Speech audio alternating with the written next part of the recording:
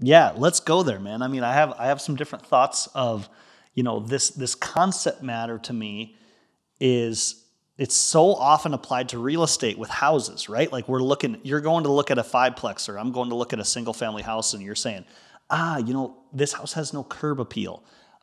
This house is under maintained. Oh, this house could add a fourth bedroom, or I could do these things. It's so interesting to flip the script and be like, oh, this business doesn't have a website. Oh, they have people in the wrong seats. Oh, they don't have any defined processes, right? This is the type of stuff we're talking about with Yep. businesses. And Yep. then it's the same exact investing concept, right? Yep. It is. Okay. There are a lot of similarities, and that's what's so easy to kind of make the transition intellectually between real estate and entrepreneurship through acquisition. So I, I think the way that I think about it, the way that it is in my brain, and I haven't heard this broken down specifically on the podcast yet, is how you value commercial real estate. And so that is based on the income that it produces. And so you take the net operating income, and you divide that by something called the cap rate, right? So net Mm-hmm. operating income, you have all your income, you take out your hard expenses, and then so debt service doesn't count, right, to get to this net operating income number in commercial real estate.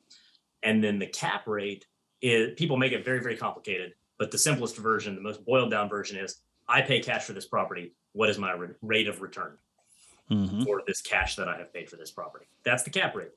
And Yep. you divide one by the other, and that is the value of your property. And it's not pie in the sky.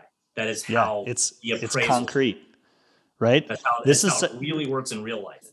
this is such an interesting aha that I had with the switch. There's like a line. Yes. Certain Yes. things get put into, no, we no longer analyze it like this. We analyze it from a cap rate. And it's not because we choose it. It's mostly because the banks want to look at it that way, right? Right. Right. So now it's like, oh no, this is just black and white numbers. This is commercial real estate. This is how we Right. value it. And And therein that concept to me, lies the yeah. meat, right? Right. Well, and that concept to me was mind blowing, where it was like, if I want to do this in anything 1 to 4 units, I can add a bedroom, I can force appreciation to some extent or whatever, but then you're at the mercy of your comps, right? Yeah.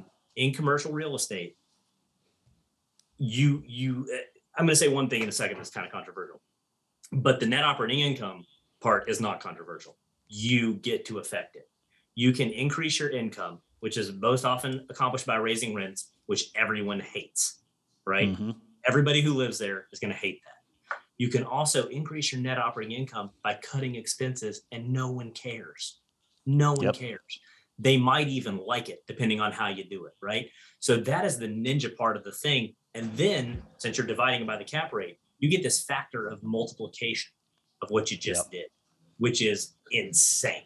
And so the controversial thing of that to me, which not everybody believes what I'm about to say, is that you also have some ability to affect the cap rate. And the way that you do that is by truly changing the class of the property. So Class C is going to have a different cap rate than Class B, than Class A, and it should. So if you find something that is, a solid C or a C minus, and you get it into that B range, like you improve the property to the point where the cap rate changes, you can have some massive effects on both sides of the equation, right? But like I said, that's controversial in commercial real estate. Dude, I want us to walk through doing this, Yeah. which we probably shouldn't do on the podcast right now, but I want to do like a simple math equation. Okay. Sure. Like just to make this so tangible, because I think this is such a great aha. Yep. Okay. So let's go through. I'm going to give you an example. I'll give you my real life one, man. Okay, there we go. You've been in the building. I want people to understand how the value, and that's what you're going to talk about. Give us So you've been in the keys. building. So I have a 15 unit building here in Fargo. I bought it for $500,000 with no money, like by the skin of my teeth. That was like 401k loan, just so you guys know where I'm starting from, right? Like I'm not some rich doctor. I don't have $1 million sitting around. Some bank took a flyer on me and I pulled money out of my 401k to make it happen. So I bought this 15 unit building. It was a very weird situation. It was owned by a massive investor here. and he was finishing a renovation of the building, and the building wasn't full. So he's done a lot of work.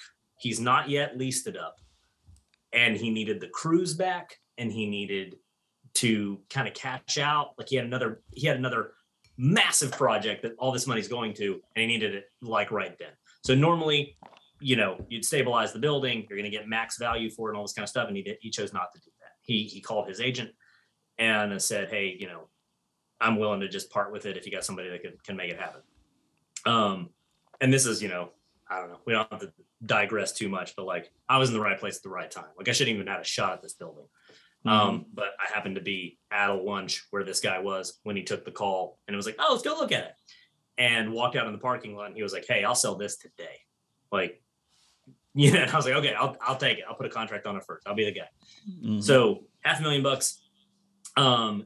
But there's essentially not a lot of rent coming in.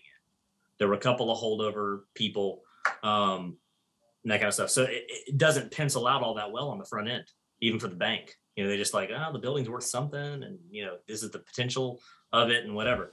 Well, now fast forward all these years down the road, we are going to be, approaching $10,000 in monthly rent out of this building. Okay. So and makes nice round numbers, right? So $10,000 a month, $120,000 a year. And if you go so we have a appraisal company here in town, and appraisers sometimes are lazy. And so you're going to get a 50% expense ratio unless you can prove otherwise. Now we run at around 40, sometimes in the high 30s, which is great.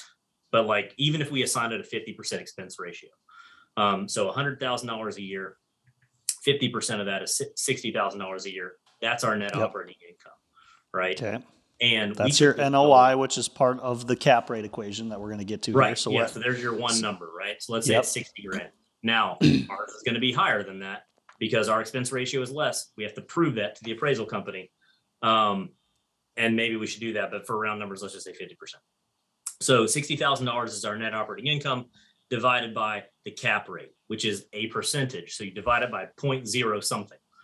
And in Fargo, for this kind of real estate, cap rates are, somewhere on the order of, what would you say? I know what I would say. I would say 7.5 is what I was going to say. 7.5. Oof. All right. Well, that's going to be bad for our math, but that's okay. Okay.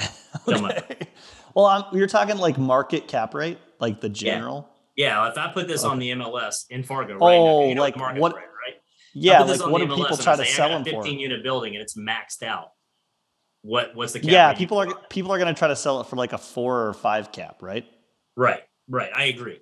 But let's say that it's a 6, which I think is fair, right? Okay. So a 6 cap, Fargo, North Dakota, building down by the college, that is now running like a top. It's full of decent people that are paying their rent on time. Okay. Our net operating income is $60,000. We have a cap rate of 6%. So 60,000 divided by 0.06. Survey says $1 million.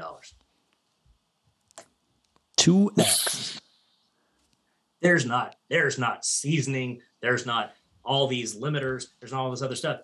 $500,000 to $1 million because you filled it up and polished it up. I mean, it still needed some more renovation. And that's conservative expense ratio too. Your expense ratio is better than that. So yeah. So I mean, I'm now looking at this building up, and it'll be 1.1. So we're gonna take a break because I want to get back to how this exact concept is so powerful with small businesses. That's why we wanted to take that deep dive. But dude, I love this stuff because the power behind it, man. Okay, we're gonna take a break. When we come back, we're gonna talk about Steve's how are you applying this to business and even the real life example of how you did this with Games Floor. Yeah.